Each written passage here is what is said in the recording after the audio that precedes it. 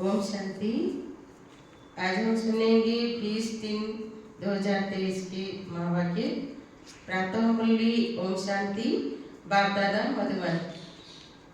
बाबा ने कहा, मीठे बच्चे, सच्ची बाप के साथ सच्चा होकर रहो तो कदम कदम पर पद्मों की कमाई जमा होती जाएगी। प्रश्न है, कौन सी प्राप्ति भगवान के सिवाय दूसरा कोई करा नहीं सकता है? उत्तर है, मनुष्य को चाहना रहती है हमें शांति व सुख मिले। शांति मिलती है मुक्ति धाम में और सुख मिलता है जीवन मुक्ति में। तो मुक्ति और जीवन मुक्ति, इन दोनों चीजों की प्राप्ति भगवान के सिवाय दूसरा कोई करा न सके। तुम बच्चों को अब ऐसी भटकती हुई आत्माओं पर तरस आना चाहिए। बेचारे रास्ता ढूंढ रहे हैं, भटक रहे हैं, उन्हें रास्ता दिखाना है। गीत है इंसाफ की डगर पर। ओम शांति। यह गीत भी बच्चों के लिए है, क्योंकि सच्चाई पर बच्चे बाप के डायरेक्शन पर बच्चे ही चलते हैं। फिर कई तो अच्छी रीति चलते हैं, कोई नहीं भी चलते हैं। जो चलेंगे वही ऊंच पद पाएंगे, नहीं चलेंगे तो वही ऊंच पद पा नहीं सकेंगे। बाप व साजन के साथ सच्चा रहना है, क्योंकि उनकी सच्ची मत मिलती है, दूसरे सब झूठी मत देते हैं। मनुष्य को सब झूठी ही मत देते हैं। गाया हुआ ही झूठी माया, झूठी काया, यहाँ तो झूठ ही झूठ है। सचखंड में झूठ होता नहीं। जिस सचखंड के लिए तुम पुरुषार्थ कर रहे हो, तो बच्चों को बाप से बहुत सच्चा बनना है। फिर बेहद का बाप है। सच्चा हो रहने से कदम कदम पर पदम पति होते रहेंगे। झूठे तो पदम पति नहीं बनेंगे। तो बाप के साथ झूठ बोलना बड़ा खराब है। सदैव सच्चा हो रहना चाहिए, नहीं तो सचखंड में इतना पद पा नहीं सकेंगे। अच्छा, यह तो हुई बच्चों प्रति सावधानी। अब बच्चों को इसको समझाने की तरकीब भी सीखना है कि बेसमझ को कैसे समझाएं। बेसमझ क्यों कहा जाता है? क्योंकि मनुष्य को समझ नहीं है। कहते तो है कि मनुष्य सृष्टि रचने वाला परमात्मा है, तो वही हुआ रचयिता। परंतु रचना को फिर यह पता नहीं कि हमारा रचयिता कौन है। भक्ति आदि करते हैं शांति अथवा सुख के लिए। हम तुम भी ऐसे करते थे जबकि बाप नहीं मिला था। कृष्ण का भजन करते हैं, उनको याद करते हैं, उनको मनाने की साधना करते हैं, परंतु उनसे क्या मांगते हैं कुछ पता नहीं रहता है। हमारा रचने वाला कौन है कुछ भी नहीं जानते। तुम बच्चे जानते हो, जब तक बाप नहीं मिला था तो हम अनेक प्रकार की साधना भक्ति आदि करते आए। करते करते रिजल्ट क्या हुई? कुछ भी नहीं। सृष्टि को तो तमो प्रधान बनना ही है। फिर इतना जो साधना करते हैं, इससे कुछ मिलता है या नहीं, वही विचार नहीं किया जाता है। अब समझते हैं कुछ भी मिलता नहीं। हमको चाहिए क्या, यह भी कोई की बुद्धि में नहीं है। सन्यासी कहेंगे निर्वाण धाम में जाने के लिए हम साधना करते हैं, परंतु वही तो जिसको रास्ता का पता होकर आया हुआ हो, तब तो रास्ता बता सके, और कोई तो रास्ता बता नहीं सकते। जो आते हैं उन्हें को पुनर्जन्म तो लेना ही है। अंत तक पुनर्जन्म तो लेते आना है। जब तक सृष्टि का विनाश हो तो सृष्टि रूपी झाड़ जड़ीभूत हो, तब तक तो सबको रहना है। मनुष्य कईयों के लिए समझते हैं फलाना ज्योति जोत समाया, बैकुंठवासी हुआ, बस स्वर्ग पधारा। अब वास्तव में स्वर्ग में तो पधारा कोई नहीं है। स्वर्ग कहाँ होता है, निर्वाण धाम कहाँ होता है, वहाँ क्या होता है, वहाँ जाकर फिर आना कब होता है, कुछ भी नहीं जानते। तुम सब कुछ जानते हो नंबर 1 पुरुषार्थ अनुसार। कोई भी आए तो उनसे पूछना चाहिए तुम क्या चाहते हो। गुरु करते हो तो दिल में चाहना क्या है, वास्तव में उनकी चाहना को तुम ब्राह्मण ब्राह्मणियां जानते हो। चाहना क्या रखनी चाहिए, किस बात की चाहना रखनी है, यह भी कोई जानते नहीं। यहाँ कुछ अच्छा नहीं लगता है तो उनसे छुटकारा पाने की साधना करते हैं। अब जाने के लिए धाम है 2, निर्वाण धाम वो है शांति धाम। वहाँ आत्माओं का निवास स्थान होता है। क्या तुम उस धाम में जाने चाहती हो? तुम बच्चों को तरस पड़ना चाहिए, बेचारे भटकते रहते हैं, रास्ते को कोई जानते ही नहीं है। गाइड ही एक है, वो ही सभी को दुखों से छुड़ाकर सुख धाम में ले जाने वाला या मुक्ति धाम जीवन मुक्ति बनाने वाला एक ही है। वो ही जब तक न आए तब तक कोई को भी मुक्ति जीवन मुक्ति की प्राप्ति हो नहीं सकती। यह दोनों प्रॉपर्टी है, ये प्रॉपर्टी है ही एक बाप के पास।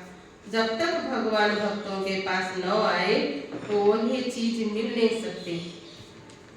स्वर्ग में तो सुख शांति दोनों है। शांति क्यों कहा जाता है? क्योंकि वहाँ लड़ाई झगड़ा आदि होता नहीं है। बाकी असली शांति धाम तो है निर्वाण धाम, जहाँ सभी आत्माएं शांत रहती है। फिर आत्मा को जब आर्गन्स मिलते हैं तो बोलती है, तो वह सुख शांति दोनों ही है। सुख होता है संपत्ति से, वहाँ सतयुग में तो संपत्ति बहुत है, यहाँ संपत्ति नहीं है। तो मनुष्य बेचारी रोटी टुकड़े ही मुश्किल खा सकते हैं। संपत्ति है तो एरोप्लेन, बड़े बड़े महल आदि सब वैभव है। तो संपत्ति भी चाहिए, फिर शांति भी चाहिए, निरोगी काया भी चाहिए। यह सब देने वाला बाप है। समझाया जाता है यह कलयुग तो है दुखधाम, नई दुनिया है सुखधाम। वहाँ दुख होता नहीं, पवित्रता सुख शांति वहाँ सब है। दूसरा है मुक्ति धाम, वहाँ कोई सदैव रह नहीं सकता। पुनर्जन्म ले फिर पाठ जरूर बजाना है। परम धाम में तब तक रहते हैं जब तक पाठ में आए।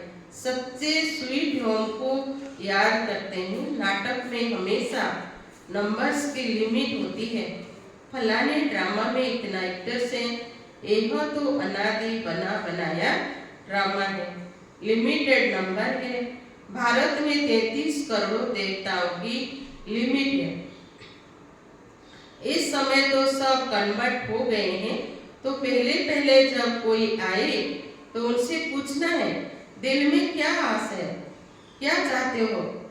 दर्शन से तो कोई फायदा नहीं है। गुरु के पास कोई आस लेकर आते हैं, एक तो आस रहती है कुछ मिले, आशीर्वाद दे, हम फलाने में जीते। कोई कहते हैं हमको ऐसा रास्ता बताओ जो हम सदैव शांति में रहें। मन बड़ा चंचल है, बोलो शांति तो मिलेगी परम धाम में। एक है शांति धाम, दूसरा है सुख धाम, तीसरा है दुख धाम। तुम क्या चाहते हो? तो फिर हम बताएं कि यह साधना अथवा पुरुषार्थ करो। साधना व पुरुषार्थ एक ही बात है। भक्त साधना करते हैं और जगह जाने के लिए अथवा वापिस परमधाम जाने के लिए। मोक्ष तो कोई पा न सके, यह बना बनाया ड्रामा है। सन्यासी को फिर अपने सन्यास धर्म में आना ही पड़ेगा। क्रिश्चियन धर्म फिर क्राइस्ट द्वारा जरूर स्थापन होगा। सतयुग नई दुनिया में पवित्रता, सुख, शांति सब है। उनको कहा जाता है सुखधाम, शिवालय, एहो है वैश्यालय। तुम क्या चाहते हो? शांति चाहते हो? वही तो शांति धाम में मिलेगी। वही भी तब तक जब तक सुखधाम वालों का अथवा देवी देवताओं के पाठ है। फिर तो नंबरवार सबको पाठ में आना पड़ेगा। तुम अभी पुरुषार्थ करेंगे तो वैकुंठ में जाएंगे। भारत वैकुंठ था, यह भीति देनी चाहिए। वर्षा बाप से ही मिलता है। वही आकर बच्चों को अपनी पहचान देते हैं। बाप ही नहीं तो बच्चों को पहचान कैसे देंगे? ऐसे तो नहीं जो समझे कि हम भगवान के बच्चे हैं। अगर ऐसा कहे तो हम पूछेंगे, बताओ भगवान क्या रचते हैं? वही तो स्वर्ग रचते हैं, फिर नरक में क्यों धक्का खाते हो? फिर 84 जन्म बताने पड़े। भगवान ने तुमको स्वर्ग में भेजा, फिर 84 जन्म लेते अब नरक में आकर पड़े हो। अब 84 जन्म पूरे हुए हैं, तुम यह नहीं जानते हो, हम बताते हैं। तुम पहले स्वर्ग में थे, फिर 84 जन्म हो गए हैं। अब फिर बाप और स्वर्ग को याद करो। कमल फूल समान पवित्र रहना होगा। सन्यासियों को भी समझाना है, तुम्हारा हठ योग है, यह राजयोग। गृहस्थ व्यवहार में रहते कमल फूल समान रहना है। यह प्रवृत्ति मार्ग है, तुम्हारा पंथ ही अलग है निवृत्ति मार्ग का। यह प्रवृत्ति मार्ग है जीवन मुक्ति पाने का। हमको भी बाबा ने बताया है। अब तुम बाप को याद करो तो अंतमति सुगति हो जाएगी। विकर्मों का बोझा विनाश तब होगा जब बाप को याद करेंगे। यह दो स्थान है जहाँ सुख शांति मिल सकता है। तुमको क्या चाहिए? क्या स्वर्ग में जाना चाहते हो? गाया जाता है, तुम माता पिता, अगर तुमको सुख घनरे चाहिए तो गृहस्थ व्यवहार में रहते राजयोग सीखो। पावन भी रहना है, फिर दोनों में से जो रहे बंधाए मानी नहीं है। स्वर्ग का मालिक बनने वाला नहीं होगा तो लटकना थोड़े ही है। बाप और बच्चे को याद करना है और पवित्र रहना है। एक सन्यासी ने लिखा, तुम मैं साधु हूँ, परंतु रास्ता का पूरा पता नहीं पड़ता है। सुना है आपके द्वारा रास्ता मिलता है, अब क्या करो? हम आपका बन जाएंगे तो फॉलोअर्स सहित आ जाएंगे, परंतु ऐसा कोई बन नहीं सकते। वही समझते फॉलोअर्स को हम तो कहेंगे, हम जो कहेंगे वो मानेंगे, परंतु ऐसे तो करेंगे नहीं। बीके का नाम सुनकर कहेंगे इनको जादू लगा है। हाँ, कोई निकल भी आए। बाकी हम कोई सन्यासी के आश्रम को हाथ करने वाले नहीं है। समझो कोई समझ लेते हैं यह मार्ग अच्छा है तो क्या हम उनका आश्रम संभालेंगे क्या? हाँ, बच्चियां जाकर भाषण करेगी, अगर पसंद आएगा तो रहेगी, बाकी आश्रम को हम क्या करेंगे? लिखा है हम आकर कुछ शिक्षा पा सकते हैं तो उनको लिखना पड़े। तुम साधना करते हो कहाँ जाने के लिए? किस एम ऑब्जेक्ट से? किससे मिलने चाहते हो? कहाँ जाना चाहते हो? तुम तो हो हठयोगी सन्यासी, हमारा यह ही राजयोग। एवं सिखलाने वाला है परम पिता परमात्मा। यह कलयुग दुखधाम है, सतयुग है सुखधाम। कलयुग में देखो अनेक धर्म है, कितनी लड़ाई झगड़े हैं। सतयुग में तो है एक धर्म, वही है सतो प्रधान दुनिया, यथा राजा रानी तथा प्रजा सतो प्रधान। यहाँ है यथा राजा रानी तथा प्रजा तमो प्रधान। कांटों का जंगल है, वही फूलों का बगीचा है, तो मार्ग ही दो है, हठयोग और राजयोग। यह राजयोग है स्वर्ग के लिए, राजाओं का राजा स्वर्ग में बनेंगे। स्वर्ग स्थापन करने वाला परम पिता परमात्मा वही राज्य सिखलाते हैं। सन्यासी कहे हम सन्यास में ही रहें तो ज्ञान उठा न सके, गृहस्थ व्यवहार में रहना पड़े। यह एक लॉ है, जिसको छोड़ भागे हो उनका फिर कल्याण करना है। पहले तुम अच्छी रीति समझो कि फिर चेरी विघ्नेश आठ होम, तुमने स्त्री को छोड़ा है। अगर बाल ब्रह्मचारी होगा तो माता पिता को छोड़ा होगा, उनको भी समझाना है। कायदे कानून तो पहले समझाने हैं। पुरानी दुनिया को नया बनाना यह तो बाप का ही काम है। बाप को परम धाम से आना पड़ता है। वही तो पतितों को पावन, नरक को स्वर्ग बनाने वाला। स्वर्ग में रहते ही है देवी देवता, बाकी सब निर्वाण धाम में रहते हैं।